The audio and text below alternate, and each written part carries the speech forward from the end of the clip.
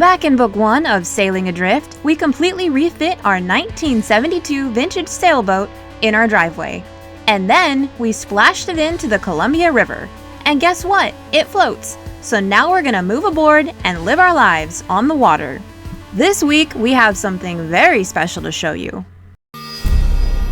After 2 years in the making, several design iterations, structural testing, software malfunctions, miscommunications, unexpected delays, constant badgering, and awkward conversations, we now bring you the Saga of the Solar Arch.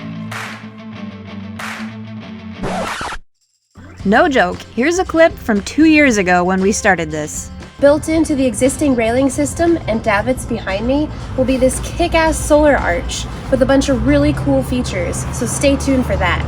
Well, thanks for hanging on this long. Here's the story from the beginning. This is the original design for the arch. The assembly will tie into the existing railing system, which we also rebuilt, and rest on the davits off the stern. We decided on having 3 solar panels, which we designed to fit as so along the top. Then we had an engineer look everything over. His name is Lucas, and we found him on the internet. He took our design that I spent hours modeling in an incompatible CAD program, and he remodeled it in his fancy structural design software. The file conversion part was pretty annoying, but hugely beneficial for later in the project where we'd cut the individual pieces to size, essentially creating our own custom kit that could be easily assembled by our welder. The conversion inspired a few modifications. Then he was able to run several tests to predict possible points of failure. We had some back and forth revisions, and in the back and forth, there were some fun software issues we both had the pleasure of dealing with. You know when you have everything totally dialed, and then you change one thing and the other parts start to unravel? Yeah, Lucas was very patient with us. Anyway, moving on, we started ordering parts and materials. We're getting 3 REC Alpha Black 355 watt solar panels, and we're going to connect those to 3 dedicated 100/30 charge controllers from Victron. And the reason we came to this decision is because when you're bouncing around the United States, you can just use one charge controller for all 3, because if it goes out and you need to do warranty work, or if it just needs to be replaced, it's easy. But when you're offshore and out in the middle of nowhere, you want that redundancy. So each one will get a dedicated charge controller, and it's not that much more expensive, maybe just a couple of $100 in the grand scheme of things, where this whole project is probably close to $2,000.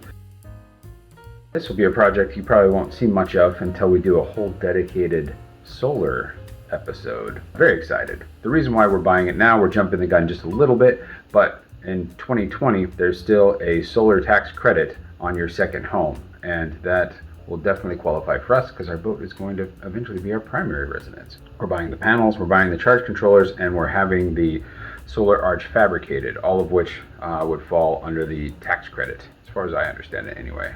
If it doesn't, I might be in jail for tax fraud. They came! Yes, they did. Let's get them. You know what these are, Kelly? I do. Me too. This is going to be part of our upcoming big project that we're paying for here this year. Because of tax benefits, we probably won't get to install until well after next. Wow. That's cool looking. That is cool looking. So pristine. These are our solar panels. They're 355 watt solar panels. There are 3 of them, and they should fit nicely across the aft solar arch that we're building, which is about to be fabricated. I have to meet with the guy that's doing the fabrication in just a couple of days. The next step in the process was anticipated to be by far the easiest. Unfortunately, we were very wrong. The plan was to have a metal manufacturer use the proprietary laser to cut each piece to size based off the files that the engineer created with his fancy software. These pieces would form a kit that the welder could easily assemble, saving a ton in time and labor. Somehow, it took 15 months to cut the pieces. The Solar Arch saga continues. We've got the Solar Arch designed and cut, but we need to find a way to get this big old solar arch from the cutting company to the welding company, and there's some pieces that are pretty long. I am going to attempt to get it in this van. Wish me luck. I'm Chris. Kelly told me I'm supposed to come pick up all the poles. Yeah. I'm not going to be able to shut the door. I better put my seatbelt on. And this is a bad idea to hold while I drive. Just dropped off all the stainless steel with the welder and talked to him about running the solar wiring through and all those fun things. We'll see how long this part of the process takes. About 2 months later. Well, thank you for bringing this out. I've been great. so busy, I just didn't have time to get it over here. Now, don't get too excited. This is just the first test fit. Chris then went through very specific hole placements with the welder, so he would easily be able to run our electrical routes by avoiding any sharp angles and tight turns. Because we're gonna make a hole right here, remember? Yeah, there'd be a hole there, Yeah. a hole here, And here, right? and then a hole here, and a hole on that side. Here we are, present day, roughly 5 months later.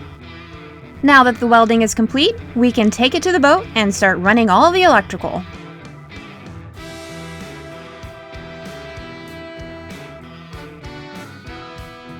I will preface this next step by saying the welder took a few liberties in regards to hole placement, as well as the degree of some angles. Now that the arch is actually fastened to the deck, let's just perform a quick structural integrity test. And yes, pull-ups were, oddly enough, something we accounted for in the design. Splash! There you go. It works! I got this trick from my buddy Nick, who's an electrician. We've got to get something to be able to pull the wires for the solar panels through that solar arch back there.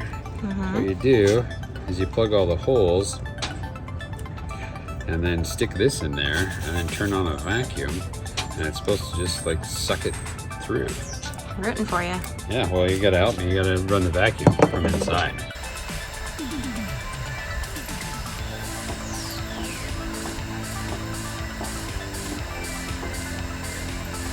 Okay, kill it. Well, the end came through. The end came through. You got it? Yeah, You got it then? I got it. All right. Now that the tracer line is through, we can start pulling the wires. What the hell? It's not lined up. We lined it up. You can't really tell from here, but the base plate keeping the foot of the arch from piercing through the ceiling is slightly askew. So the entry hole for our conduit just got a whole lot smaller. Mother. We're off like completely. How would that have happened? Because we both checked it. I don't know. But it's bolted in now, no going back. We pressed on. First addressing this tangled mess. Nothing's easy. Nope. One of these days, there's gonna be a job. This is gonna go so smooth, I'll feel like I'm being punked. Lubing. No gloves, going for it. Yes, Kelly, I am. All right, start pulling. Yes, equally. That voice is our helpful friend Henry. He's above, pulling the tracer wire through. The port side one is very tight. Okay, pull it. I am pulling it. Only one of them's going up. Hold on. For the next 6 hours, we took turns repeating every variation of this exact struggle. Okay, hold on. Okay. Are you still pulling? I am. It's stuck. 1, 2, 3, go. Okay, go. Dude, if we can't even get this, we have another set that hasn't even entered the hole yet. All right, pull the back one. Wait, hold on, that's not the back one. That is the back one. Pull the back one. Hold on. Okay, and nothing happened. Perfect. Stop. Take 2, let's just start over. All right, let's pull that same one we were doing. Back one. Sure. And we're at another impasse. Pull. Pull it, man. I'm pushing. Despite our best efforts, pushing and pulling, the angles were just too sharp for everything to run through. Chris had to make some cuts. Look, Kelly. It's out.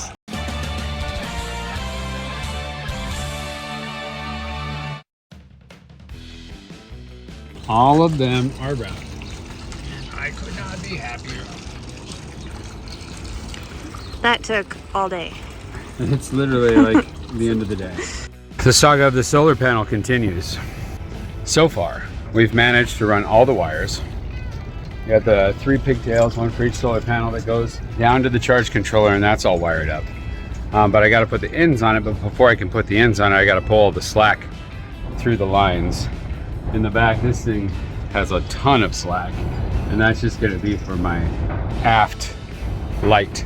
The other thing I need to do is, we don't have a whole lot of support on these back corners. Some of the angles of the design did not come out quite right. Shocking, I know. So the game plan is to run an aluminum L bracket all the way around the perimeter of all 3 and turn them into one big thing, which might be annoying, but we can unbolt it if we have to. And then I also ordered some bimini fittings, one that will hook on here, and then one will go out there and hook onto the new L bracket. So that is going to be what supports it out on the ends. But I need to get the stainless steel tubing to make that happen. We took the panels down and pre-drilled holes in the side tracks to fasten them together. We purchased these rail clamps from Mantis to hold the panels in place at each intersection of the framework. They were kind of pricey, but this is something we had no intention of cheaping out on, and they have really great reviews. Nothing sketchy here. This is the last one. So I'm just grabbing them and getting them started, and then eyeballing it. Yeah. Jesus, that was lucky. All right, let's get some solar panels and throw them up here. Let's. Saga continues. Yes, the saga continues. Let's go ahead and speed things up a bit.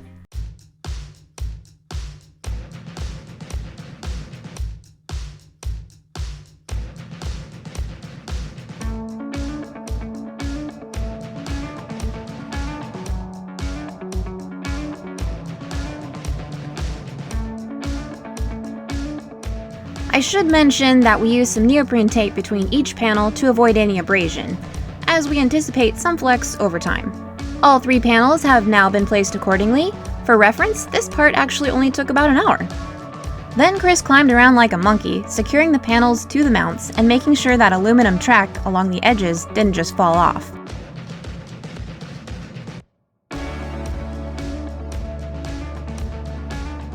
Got all the way to the last one, and I just bounced the screw into the river. On the bright side, Got a new record, 17. Chris has been feeding the ducks cracked corn, left over from our whiskey making days. I'm pretty sure he's now the equivalent of a crazy cat lady. Our new friends are hovering. They come and go. Good morning. What are you working on? Thought I'm making solar panel connections. Oh. See if I can get this one right. In theory, we should now be able to hook up the solar panel and see if it works. Probably a big test because I put a lot of work into this and it really sucked. There's been a couple of things I'm questioning whether or not I should have done. Like drill into this channel. Plus I bumped this bottom side with the drill a couple of times and made some marks in it. Oh, fingers crossed. Yeah. Now Chris will make the connections. There's a sticker on the panel that reads, "Do not connect under load." So our plan is to throw a blanket over the top before we hook them together. We're ready to go. Would you grab me a blanket? Sure.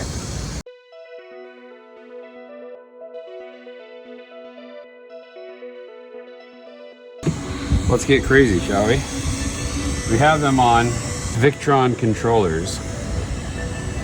And if you go into them right now, they're all connected. I don't know which one is which. I don't even know if this is the right controller.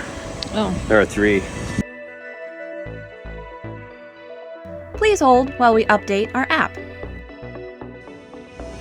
Almost done? Do you have to restart the app? Before it says 2.14, and then it was going to 2.41. Now it's saying it's 1.47 going to 1.59. Oh, I don't know if there's different firmware and I gotta do this with each one or what. These inconveniences. please hold. Okay, you hold this and I'll plug it in.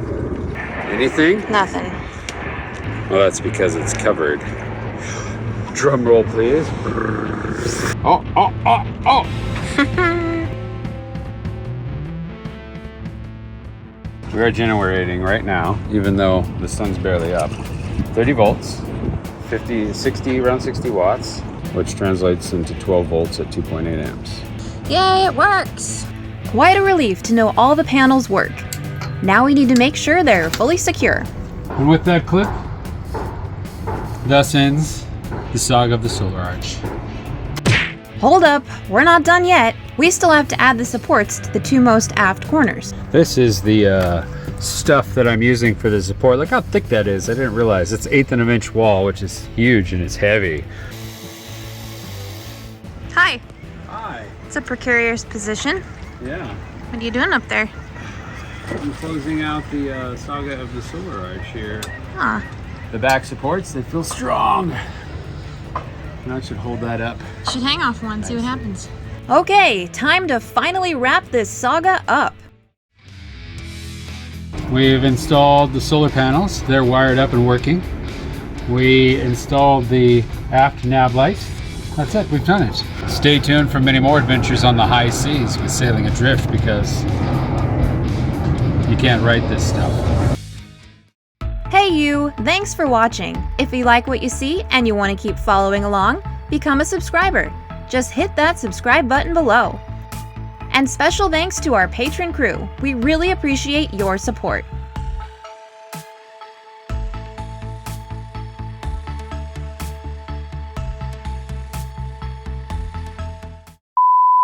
When I was a kid, I was riding around with my grandpa and I didn't shut the Studebaker drawer tight enough. And we were going and he went to slow down and my door flew open. And this was the 80s, so I wasn't wearing a seatbelt. And he reached over and grabbed me and held onto my shirt and then slammed on the gas and the door went slam! I thought it was pretty cool. What I'm if you- playing with my mantis. How many zip ties did you use? How many zip ties, Kelly? How many is that? Just gotta persevere and overcome and all that stuff. I vote we name this middle one Midge. This one's pretending to bathe. It's the cleanup that's the job, dear. The cooking isn't a job. You enjoy cooking. I don't enjoy cleaning. I forgot about you.